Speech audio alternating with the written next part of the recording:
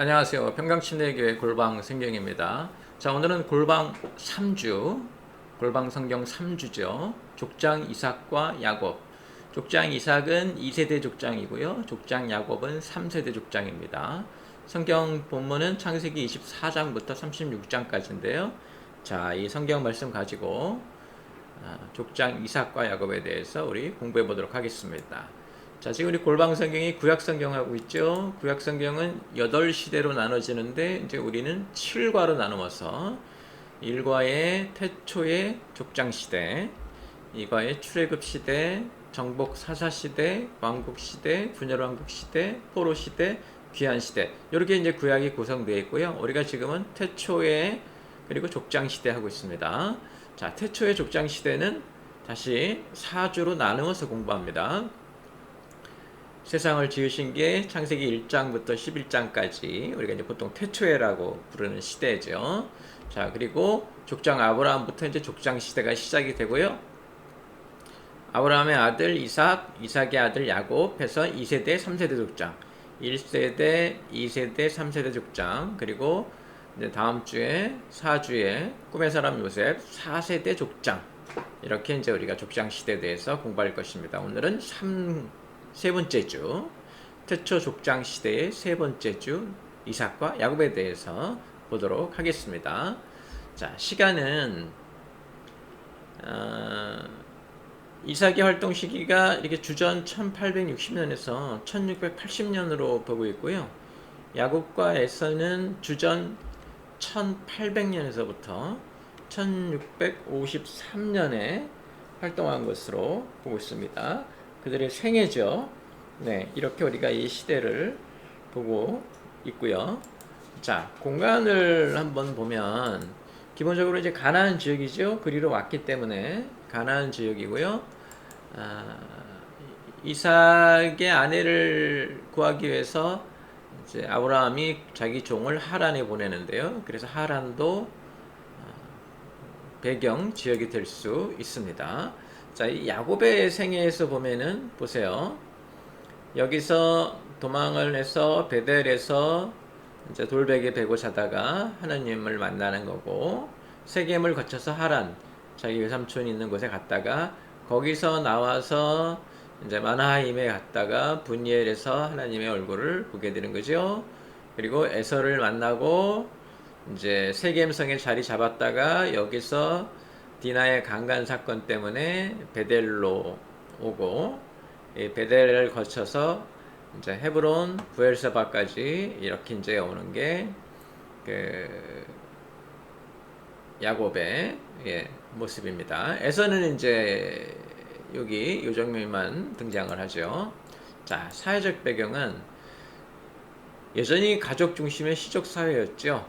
그래서 가족들에 관한 얘기가 나오는 겁니다. 당시 목축이 생업이었던 사람들을 가축들의 먹이와 물을 확보하기 위해서 가족 단위로 이제 주변 사람들과 생존의 갈등을 벌였죠. 네, 처절했죠. 먹이를 구해야 됐고 또 물을 구해야 되는, 그래서 주변 시족 집단과 전쟁을 하거나 협정을 맺으며 살아야 했기 때문에 삶은 아주 치열한 생존 경쟁이었고요.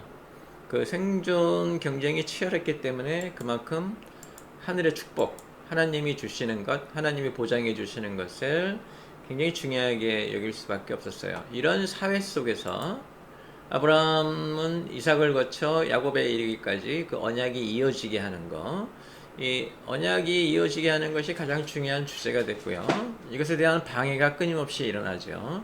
그래서 이삭도 태어났을 때 생명의 위협을 느끼지만 역시 이삭의 아들 야곱과 에서도 누가 이제 언약을 이어갈 거냐에 대해서 갈등 관계에 있었고, 야곱도 어려움을 겪고요.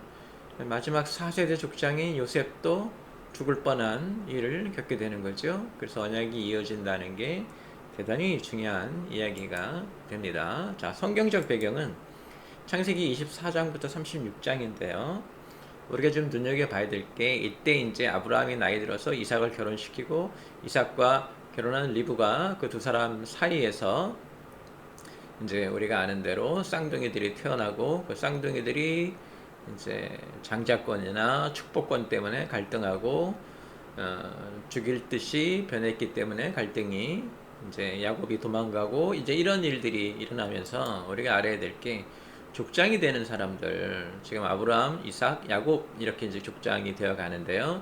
그 사람들의 성품, 사람됨 이런 게 이제 대단히 중요하죠. 특별히 우리가 야곱과 에서의 관계에서 쌍둥이로 태어났는데 누가 하나님의 언약 족장이 되는 것이고 누구는 왜 안 됐는지 이런 거를 통해서 우리가 바른 신앙의 모습 그런 것들을 좀 살펴보아야 되겠죠.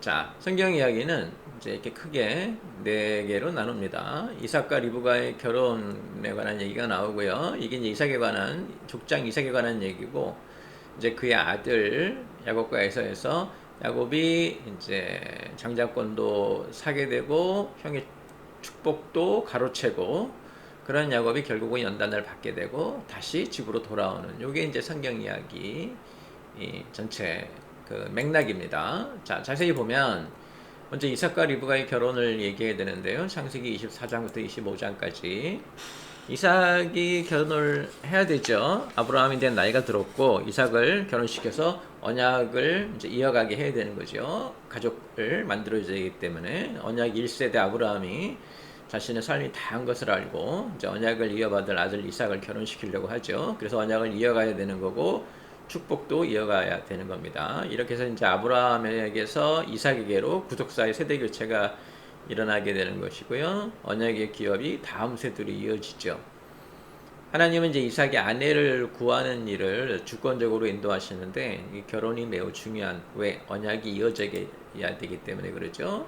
자, 원했던 건 뭐였어요? 아브라함은 자신의 종을 자신의 고향으로 보내서 거기 사람과 이삭을 결혼시키려고 그러죠. 당시 가나안이 우상 숭배로 가득 찼기 때문에 자기 고향 사람을 하려고 했던 것이 매우 강렬한 것인 것을 우리가 볼 수 있습니다. 나중에 이제 야곱과 에서에서도 야곱이 고향 여자와 결혼하고 에서는 가나안 여자와 결혼해서 이삭의 마음을 상하게 하기도 하죠. 그래서 고향 사람인 것이 좀 되게 중요한 포인트가 됐고요. 자, 그래서 아브라함의 종이 이제 아브라함의 고향으로 가게 되는데 누구를 만나냐면 리브가를 만나게 되죠. 낙타에 물을 주는 일로 인해서 리브가는 아주 적극적으로 환대하고 낙타에도 물도 주고 많은 양의 물이었기 때문에 리브가가 적극적인 사람인 거 그리고 적극적으로 환대했다는 것도 우리가 알 수 있고요. 이렇게 해서 두 사람이 알게 되고 이제 그 종이 왜 왔는지도 알게 되고 해서 종이 리브가가 적합한 사람인 것으로 보고 하나님이 인도하신 사람인 것으로 보고 이삭과의 결혼을 추진하죠. 이때 보통은 이제 이 종이 먼저 가고 나중에 리브가가 따라가는 것이 보통인데 리브가는 내가 쫓아가겠다 해서 아브라함에게 가겠다는 그래서 이삭의 아내가 되겠다는 결단을 보이죠. 우리가 이제 보통 1세대 족장인 아브라함에게서는 아브라함이 본토 아비 집을 떠난 것을 대단한 결단으로 보는데 2세대 이삭 족장에게서는 아내 리브가의 이 적극적인 활동, 적극적인 액션 이것을 대단한 결단으로 우리가 봅니다. 그래서 2세대 족장에 눈여겨볼 게 리브가라고 하는 여인의 결단이에요. 나중에 야곱과 에서의 문제가 생겼을 때도 리브가가 적극적으로 개입을 해서 야곱에게 축복이 그리고 장자권이 돌아가게 하는 것을 우리가 볼 수가 있죠. 그래서 1세대에서는 아브라함의 적극적인 결단, 근데 2세대에서는 아내 리브가, 이삭의 아내 리브가의 적극적인 결단이 눈에 띈다 하는 것들을 좀 알아두시면 되겠습니다. 자, 리브가가 이제 이렇게 쫓아왔는데 남편은 어떻게 만나냐면 이제 아브라함의 집 근처에 왔더니 종이 이제 리브가를 데리고 오고 있는 중이죠. 거기 이삭이 뭐 하고 있었냐면 묵상 중이었죠. 그래서 우리가 이삭이 어떤 종류의 사람인지 금방 알 수가 있습니다. 자, 이렇게 해서 이제 두 사람이 결혼하게 되고요. 아브라함은 175세로 죽음을 맞이하죠. 75세 떠났다가 175세로 죽음을 맞이하니까 100년가량 더 비전의 사람으로 살고 있었다는 거 우리가 알 수 있습니다.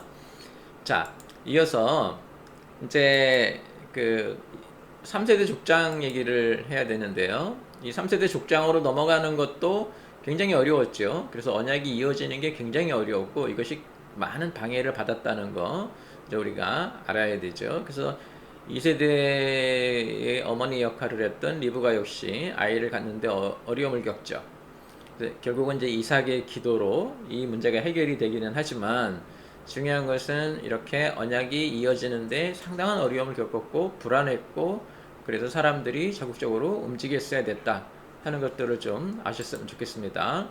자, 이렇게 이삭의 기도로 하나님이 이제 아이를 갖게 하셨는데 이때 태어난 아이들이 누구냐면 에서와 야곱 쌍둥이가 태어났죠. 근데 태어날 때부터 무슨 얘기를 듣게 되냐면 큰 아이가 작은 아이를 섬기게 될 것이다 라는 얘기를 듣게 되죠. 네, 이게 이제 그 당시의 그 사회나 하나님 나라의 그런 그 운영 규칙에 보면 크게 어긋나는 거예요. 보통 큰 아이가 이제 작은 아이를 다스리게 되는 거고 작은 아이가 큰 아이를 섬기게 되는데 이미 출생 때부터 큰 아이가 작은 아이를 섬기게 될 것이다. 그래서 이제 우리가 의아하게 생각하는 부분이 여기에 생기죠.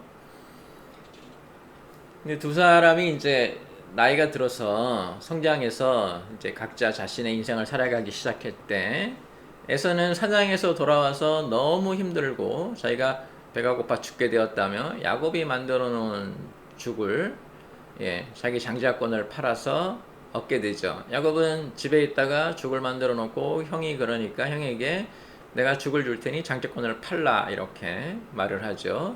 중요한 것은 에서가 미래, 장자권은 미래에 관한 얘기죠. 앞으로 아버지가 돌아가시면 자기가 받게 될 권리, 그걸 팔아버렸다는 얘기예요. 그래서 우리가 좀 눈여겨볼 게 왜 큰아이가 작은아이를 섬기게 되는가? 첫 번째는 에서가 미래에 관심이 없어요. 대신에 야곱은 집요하게 미래에 대한 관심이 있죠. 그래서 이게 아마 하나님이 보시는 그런 그 지도자 또는 족장, 언약 자손의 하나의 큰 특징이 되고 자격이 된다라고 이제 우리가 볼 수 있습니다.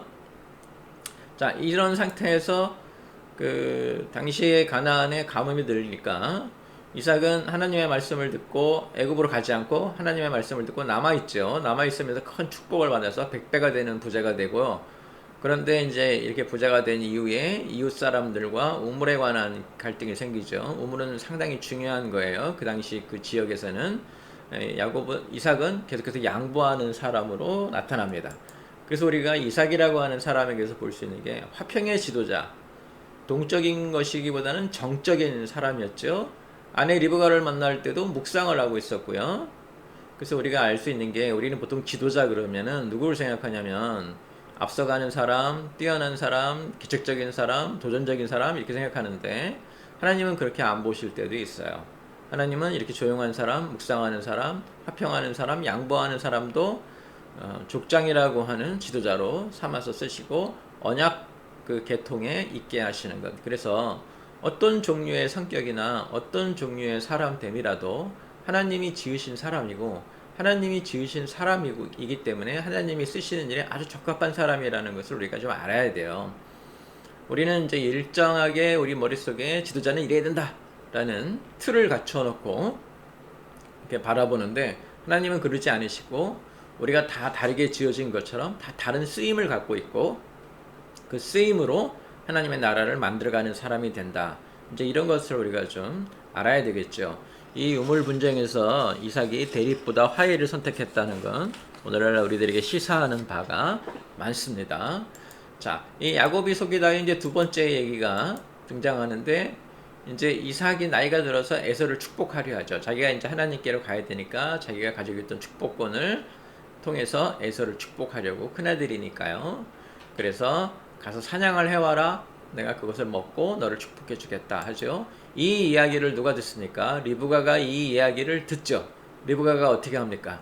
리브가가 야곱을 에서로 변장시켜서 아버지 이삭에게 데리고 가죠. 적극적인 여자인 것을 우리가 다시 한번 보게 돼요. 여기서도 주도 면밀하게 변장도 시키고 이제 그 기회를 놓치지 않으려고 하죠. 이삭은 에서를 좀 좋아했고요. 리브가는 야곱을 좀 좋아했다고 성경이 표현을 하는데 이유는 뭐 모르겠습니다.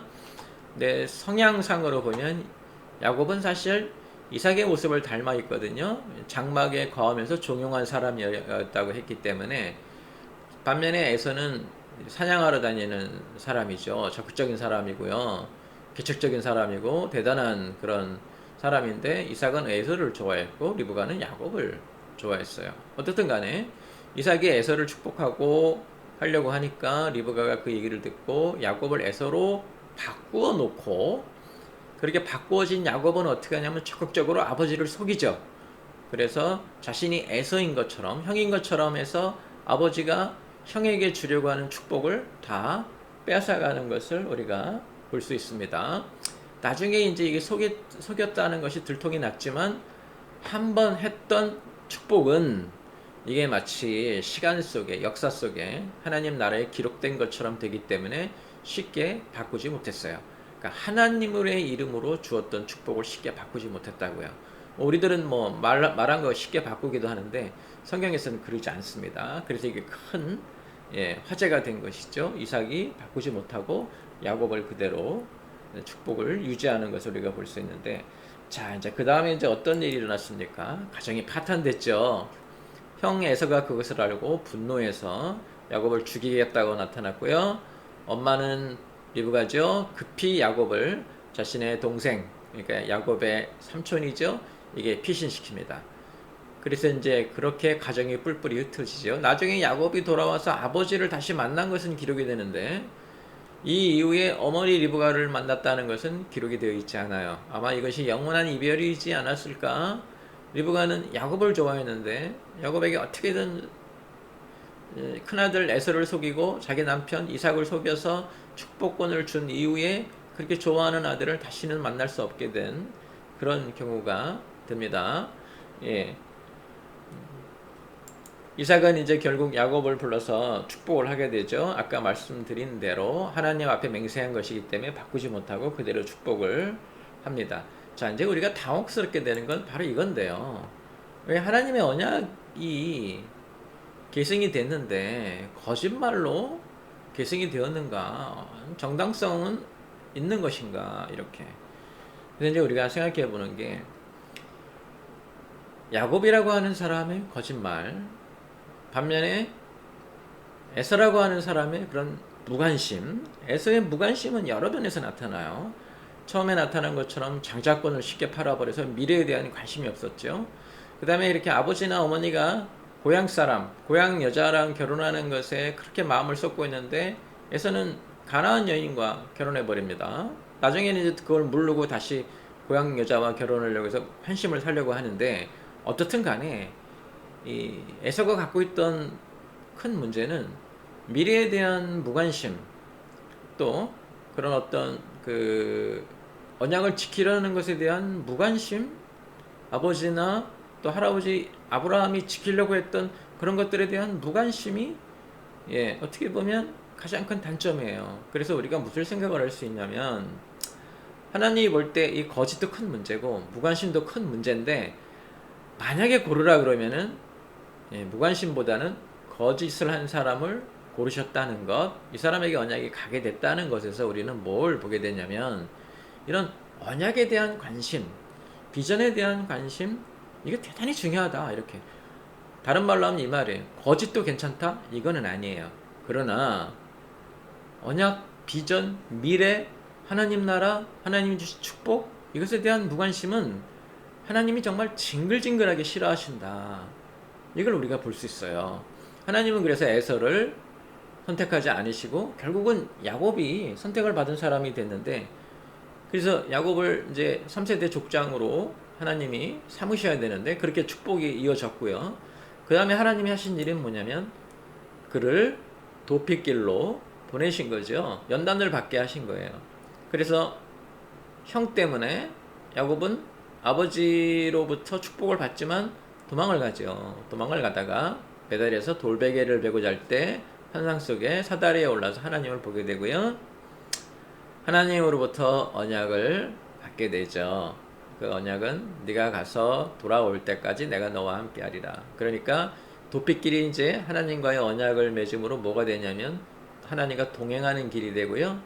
그렇게 도망가 있던 20년 동안이 사실은 도피길에서 하나님을 만나서 언약을 맺음으로 무슨 길로 변하는가? 훈련길로 변하게 되는 거죠. 자, 다시 보세요. 거짓 대 무관심, 야곱 대 에서. 하나님은 어쩔 수 없이 야곱을 선택할 수밖에 없으셨고요. 근데 그가 거짓말로 축복이나 장자권을 가져갔기 때문에, 축복을 가져갔기 때문에, 즉 언약 백성의 권리를 가져갔기 때문에 하나님은 이 사람을 그냥 두지 아니하시고 돌베개를 베고 자게 하고 언약을 하게 하셔서 훈련하는 길로 바꿔야 되니까요. 그러니까 하나님이 볼 때 무관심을 바꾸는 것보다 거짓말을 하는 사람을 바꾸는 것이 맞다라고 보신 것일 수도 있어요. 어떻든 간에 야곱은 무엇에 아주 집요하게 관심을 갖고 있었나? 미래, 축복, 하늘 이런 것에 집요한 관심을 갖고 있었고요. 그것이 하나님 눈에 든 것이고, 에서의 그 무관심, 죽 한 그릇에 팔아버리는 그런 행태, 본문에 뭐라고 되어 있냐면 내가 이미 죽게 되었으니 이까짓 게 뭔 소용이냐라고 말하는데 하나님 아주 분노하셨을 것 같아요. 성경이 그렇게 기록하잖아요. 내가 죽게 되었는데 이게 다 무슨 소용이 있느냐. 이 말을 성경이 기록할 때 우리가 뭘 느끼냐면 하나님이 이 말 아주 싫어하신다. 예, 우리도 마찬가지예요. 아이 뭐 그냥 살면 사는 거지 뭐 비전 언약 뭐 이런 게 뭐가 중요해. 이제 이렇게 나오는 거 하나님 무척 싫어하신다. 이걸 여러분 기억하셔야 됩니다. 자, 야곱의 연단 이제 나타나죠. 야곱이 연단을 받습니다. 삼촌 라반의 집에 가서 일을 하게 되죠. 여기서 이제 20년간 머물게 되는데요. 뭐 장막에서 조용히 있던 사람이, 죽이나 끓이고 있던 사람이 이런 가서 거친 광야의 일을 하게 됐으니 얼마나 힘들었겠어요? 이 힘든 것을 다 이겨낸 이유는 라반의 둘째 딸 라헬과의 결혼 약속이죠. 아름다운 여인이었죠. 이 라헬이 이제 영어식으로 이름을 말하면 레이첼인데요. 여러분 미국 영화 보면 레이첼이라고 등장하는 사람은 미인들이죠. 주인공일 확률이 많고요. 성경에 나타나는 예쁜 여자, 아름다운 여인 그러면은 사라죠. 레이첼, 라헬 이제 이런 여자들이 등장하고요. 좀 듬직하고 개척적인 여성 하면 데보라, 영어식 표현으로는 이런 사람들이 등장하는 것을 우리가 볼 수 있고요. 남자들 이름은 뭐 주인공으로 많이 나오죠. 데이빗, 다윗이고요. 존, 요한이죠. 조셉, 요셉이고요. 샘 또는 세뮤엘, 사무엘이죠. 이런 사람들이 이제 영화의 주인공으로 많이 등장하는 것을 볼 수 있습니다. 자, 라헬과의 결혼 약속 때문에 이제 열심히 일해서 7년이 된 후에 라헬과 결혼을 하려고 하는데, 결혼하고 나니까 나중에 보니까 아침에 보니까 자기가 이렇게 사랑했던 라헬이 아니라 누구였어요? 레아였죠. 그러니까 야곱이 화가 났죠. 펄펄 뛰면서 삼촌에게 쫓아가서 아니 이런 경우가 어디 있느냐. 나랑 약속하기는 라헬과 결혼하기로 했는데 왜 내가 레아하고 결혼하게 됐느냐. 그냥 방방방방방 떴겠죠. 그러지 않았겠어요? 네. 그런데 이 삼촌 라반이 무슨 말을 하냐면 우리 동네에서는 아우가 먼저 가는 일은 있을 수 없다. 아우가 먼저 그런 일은 있을 수 없다라고 말을 하죠. 자, 지금 야곱이 무슨 일을 당했냐면요. 형제가 바뀌는 그런 사기를 당했어요. 그러니까 둘째를 생각하고 있었는데 첫째가 와버린 거예요. 속여서. 그리고 무슨 말을 들었냐면 아우가 먼저 있을 수 없다라는 말을 들었어요. 자, 그날 밤에 펑펑 울고 막 난리를 쳐가지고 결국은 일주일 후에 이제 다시 라헬과도 결혼하게 되지만 그 일주일 동안 기다리면서 야곱이 무슨 생각을 했을까요? 자기도 그런 거 아니에요. 자기 아버지에게 형인 에서와 자신을 싹 바꿔치기 한 것처럼 해서. 그래서 우리가 뭘 알 수 있냐면 이 죄가 말이죠. 이 역대급 죄죠. 야곱의 인생에서 가장 큰 죄가 그거 아니겠어요? 아버지를 속여가지고 축복을 가로챈 거. 꼭 자신이 무슨 잘못을 했는지 거울을 돌아보는 것처럼 되돌아와요. 여러분이 지은 죄는요, 여러분에게 되돌아와요. 성경이 이거 여러 번 보여줘요. 여러분이 남의 마음 아프게 하잖아요. 네. 거의 흡사한 일로 여러분 마음도 아프게 돼요. 그래서 우리가 항상 이렇게 말하는 거예요. 남을 해치는 것이 하나님을 해치는 것이고 결국은 자신을 해치는 것이에요. 남의 눈에 피눈물 나게 하면 자신의 눈에도 피눈물 나와요. 거울처럼 되돌아오는 죄, 누구에게서 만날 수 있는가? 예, 우리는 바로 이 사람, 3세대 족장 야곱에게서 볼 수 있습니다. 아버지는 누구를 원래 생각했었어요? 아버지는 에서를 생각했는데 에서가 아닌 누가? 야곱이 복을 받아갔잖아요. 그게 야곱이 지은 죄예요. 본인은 어떤 일을 당해요? 본인은 라헬을 생각하고 있었는데 라헬이 아닌 레아가 오게 됐어요. 똑같은 사기를. 그래서 제가 흔히 하는 말로 사기꾼이 자기가 지은 사기의 방법 그대로 도로 당했다라고 말을 해드립니다. 자, 이것 때문에 이제 두 명과 다 결혼하게 되고 자녀를 얻지 못했기 때문에 라헬의 몸종, 레아의 몸종과도 결혼해서 결국은 야곱은 4명의 아내를 갖게 되고요. 12명의 자녀를 낳게 되죠. 11명의 아들과 1명의 딸. 나중에 이제 가나안으로 돌아가서 베냐민 막내를 다시 낳게 되는데 하여튼 12명의 자녀를 갖게 되죠. 그 후에 아무튼 간에 이제 이렇게 해서 삶은 이런 큰 일을 겪었지만 삶은 거기서 자리를 잡고 안정적이 되면서 야곱이 뭘 하냐면 지혜로운 방법으로 재산을 늘리죠. 자기 몫의 양과 염소를 달라 해서 나누기로 했죠. 무늬가 없는 것, 무늬가 있는 것. 야곱은 가서 동물들에게 무늬가 있게 해서 자기 재산을 늘리죠. 그전에는 속이는 방법으로 재산을 늘렸는데 지금은 어떻든 간에 지혜로운 방법을 써서 야곱이 어떻게 됐다? 변해가고 있다라는 것을 우리가 좀 볼 수 있습니다. 자, 이렇게 재산을 늘린 다음에 야곱이 제일 먼저 생각한 일은 집으로 돌아가는 거였죠. 어쩔 수 없죠. 집으로 돌아가야죠. 언약 백성이기 때문에요. 재산을 늘리려고 산 게 아니었잖아요. 자신이 받은 축복, 자신이 받은 언약, 그것 때문에 돌아오려고 하는데요. 고향으로 향하게 됩니다. 삼촌 라반이 싫어했죠. 뺏기는 것처럼 생각했기 때문에 여러 가지 갈등 속에 결국은 야곱이 자신의 재산을 가지고 가족들을 데리고 고향으로 향하는데 뭐가 문제가 됐을까요? 고향으로 돌아가면 누가 있어요? 형 에서가 있죠. 이 야곱이 어떻게 합니까? 두려워하죠. 여기 또 하나 알 수 있는 게 뭐예요? 이미 20년 전에 지은 죄가 20년 후에 다시 어떻게 돼요? 야곱의 목을 옥죄죠. 죄는 지은 즉시 사라지는 게 아니라요. 그 그림자가 길게 여러분 인생에 남아있고요. 여러분을 괴롭힐 거예요. 언제까지? 회개하고 해결하기 전까지는 계속해서. 그래서 우리는 항상 우리 죄에 대해서 뭐가 있어야 돼요? 십자가가 있어야 돼요. 죄를 해결해야 돼요. 용서함을 받고 그 죄에 대한 대가를 치러야 돼요. 그래서 우리가 십자가를 통해서 예수님을 믿고 그것으로 해결하려고 애를 쓰는 거예요. 고향으로 돌아온 20년 후에 이제 가족도 많고 재산도 많은데 20년 전에 자기가 속였던 형이 두려워요. 그래서 힘들어하는 것을 우리가 볼 수 있어요. 자, 어떻게 해결하려고 합니까? 형에 대한 계획을 세우죠. 선물을 미리 보냅니다. 선물을 미리 보내서 그 종으로 하여금 형의 분위기가 어떤지, 형이 지금 어떤 생각 또는 어떤 마음을 갖고 있을지 탐색해보자. 그 다음에 또 어떻게 하냐면 이제 형을 만나는데 형이 자기를 쉽게 말하면 해칠 수도 있으니까 자기 재산과 가족을 이렇게 때로 나누죠. 4개의 때로 나눠서 먼저 보내고 두 번째, 세 번째 이렇게 보내는 방식으로. 그러니까 이제 자기가 가장 사랑했던 그 라헬과 가장 사랑했던 아들 요셉은 맨 나중에 보내고 제일 앞서서 이제 자기 아내들 중에 마음에 안 드는 사람 먼저 보내고 재산도 좀 먼저 보내는데 형이 만약에 그들을 공격하면 도망갈 생각이었겠죠. 두 번째도 보내보고 세 번째도 보내보고 다 보내고 자신은 이제 어떻게 합니까? 야복강에 혼자 남게 되죠. 이 두려움이 얼마나 큰지 보이시죠? 선물을 미리 보내서 형의 마음이 어떤지 떠보고요. 한 번에 같이 들어갔다가 다 잡히면 다 죽을 수도 있으니까 자신의 재산과 가족을 여러 때로 나눠서 차례대로 보내서 형이 어떻게 하나 보려고 하는 그런 생각을 갖고 있죠. 죄의 그림자, 그 인생이 참 고달프죠.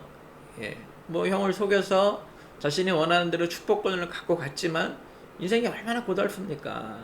그 두려움으로 잠을 못 자죠. 그래서 야복강에서 잠을 못 자고 어떻게 해요? 하늘에서 내려오는 사람과 하나님과 씨름을 하게 되죠. 이 씨름에서 야곱이 이깁니다. 성경의 정확한 표현은 지지 않는다. 예, 그 이상한 방법, 이기는 방법 중에 하나가 뭐냐면요, 지지 않는 거예요. 아마 하나님이기 때문에 하나님을 이겨버렸다 이렇게 말하기가, 성경이 그렇게 말하기가, 그렇게 기록하기가 어려웠겠죠. 그래서 이런 표현이 나오는데, 여기서 우리는 인생을 살아가는 한 방법을 배워요. 지지 않는 거예요. 이상한 말이죠. 이겨버리는 게 아니라 지지 않는 거예요. 끈질기게 달라붙는다 이 말이죠. 하나님이 그것을 귀하게 보시고, 물론 그가 여기서 불구가 됐지만 하나님은 그의 이름을 이제 이스라엘로 바꿔주시죠. 이게 무슨 얘기예요? 사람이 바뀌었다는 얘기예요. 성경에서 이름은 그 사람의 특성을 나타냅니다. 이제 야곱이라는 발 뒤꿈치를 잡는 사람이라는 야곱에서 이스라엘로, 하나님의 사람으로 하나님께서 이름을 바꿔주십니다. 발 뒤꿈치를 잡는 사람에서 기도하는 사람으로 바뀐 거죠. 이 야복강에서 기도하잖아요. 그전에 어떻게 했어요? 어떻게 하면 속일까라는 생각을 하지 않았겠어요? 지금은 어떤 사람이 됐어요? 기도하는 사람이 되고 형에게 어떻게든 용서를 구하려고 애쓰는 사람이 되죠. 결국 두 사람은 만납니다. 형이 어떻게 합니까? 쫓아와서 끌어안고 입맞춤을 해주죠. 눈물을 펑펑 흘립니다. 에서도 많이 변했다는 걸 알 수 있죠. 20년 전에 너 이놈 내가 너를 죽여버릴 거야 하던 사람이 아니라 야곱이 주려고 하는 선물도 마다하고 괜찮다고 하는, 이때 야곱이 뭐라고 고백하냐면 하나님을 만난 것 같다 라고 고백을 합니다. 형을 만난 것이 하나님을 만난 것 같다. 이게 형이 하나님 같다라는 게 아니라 이렇게 용서받고 자기 안에 죄가 해결이 되니까 여기가 어떻다는 거예요? 천국 같은 곳이다 이런 얘기죠. 다시 뭐가 무서워요? 죄의 그림자, 그 두려움이 무서워요. 형을 만나서 화해를 하니까 뭐라고 그래요? 하나님을 만난 것 같다. 자신이 용서를 받으니까, 죄의 무거운 짐을 벗어놓으니까 거기가 곧 천국 같다 이 말 아니에요? 네, 하나님을 만난 것 같다. 죄가 아주 두렵고, 다시 처음으로 돌아가서 우리가 이런 얘기할 수 있습니다. 왜 거짓말하는 사람에게 하나님이 언약을 이어가게 하셨는가? 지금은 어떤 사람이 됐어요? 해결된 사람이 됐잖아요. 이 문제를 해결한 사람이 됐어요. 이스라엘이라는 이름으로 바뀌었고요. 그리고 그에 대한 대가를 다 치렀어요. 하나님이 그렇게 인정해 주셨어요. 그래서 이 사람을 이스라엘이라는 이름으로 바꿔 주신 거예요. 이 이후에 이제 야곱은 세겜성에 거주하게 되는데, 이때 딸 디나가 겁탈을 당하죠. 그래서 그 사람들을 모두 죽이고 베델로 이주를 하면서 하나님이 이들에게 요구하신 건 우상을 제거하라. 아마 하란에 있을 때부터 우상을 가지고 있었거나 가나안에 와서 영향을 받아서 우상을 갖고 있었던 것 같아요. 이게 자기 딸이 이런 큰 불미스러운 일을 당했는데 그것에 대한 해결 방법, 우상을 제거하라. 올바로 살자. 이렇게. 이후에 이제 베냐민이 태어나죠. 요셉의 동생이죠. 이래서 12명의 아들이 되는 것이고요. 이제 이렇게 이 사람이 자신이 족장이 되는 과정에 나타난 여러 가지 일들이 마무리되는 것을 우리가 볼 수 있습니다. 다음 주에는 이제 그 야곱에서 요셉으로 넘어가는 족장 4세대를 보게 될 텐데요. 자, 오늘 한 얘기 정리하면 이렇습니다. 이삭과 리브가가 결혼하죠. 왜? 언약이 이어져야 되기 때문에요. 이때 리브가의 결단이 눈에 띕니다. 아주 적극적인 여성이었어요. 언약의 어머니 같은 역할을 하는 분이었어요. 자, 리브가도 역시 불임 때문에 고생하는데 기도로 쌍둥이를 낳게 되죠. 쌍둥이 둘째 야곱. 근데 무슨 말을 듣냐면 큰아이가 작은아이를 섬기게 될 것이다. 근데 결과적으로 어떻게 됐냐면 야곱이 형의 장자권을 사버리고 형을 속이면서 축복까지 앗아가버리죠. 이것 때문에 야곱이 큰 연단을 받고요. 본인이 아버지를 속인 방법 그대로 본인도 속임을 당하죠. 결혼식 때. 그래서 아마 깨달은 바도 컸을 거고요. 돌아오면서 보여주는 것은 죄에 대한 두려움도 보여주지만 자신이 변했다는 것도 보여주죠. 그래서 하나님이 이 사람을 다시 받아들이셔서 3세대 족장 야곱, 그 사람으로 인해 이스라엘이 시작이 되고, 이제 이스라엘이라는 이름이, 그래서 우리가 이 아브라함의 이 자손들을 이스라엘이라는 이름으로 부르기 시작을 하죠. 이게 이제 성경 이야기입니다. 이삭이 어떤 사람인지, 그리고 3세대 족장 야곱이 어떤 사람인지, 그 야곱의 특성, 그 특성 때문에 하나님이 행하신 일, 이런 거 여러분 기억하시면서 사실은 뭘 보셔야 되냐면 여러분 인생을 보셔야 돼요. 여러분 어떤 사람인지, 여러분 어떻게 지금 연단을 받고 있는지, 여러분이 무슨 일을 했는지, 하나님이 어떻게 여러분을 돌아오게 하시는지, 우리가 무엇을 경계해야 되는지, 이런 것을 좀 눈여겨보는 여러분들이 되시기를 주님의 이름으로 축원합니다. 다음 주에는 4세대 족장 요셉에 대해서 우리가 같이 공부하겠습니다.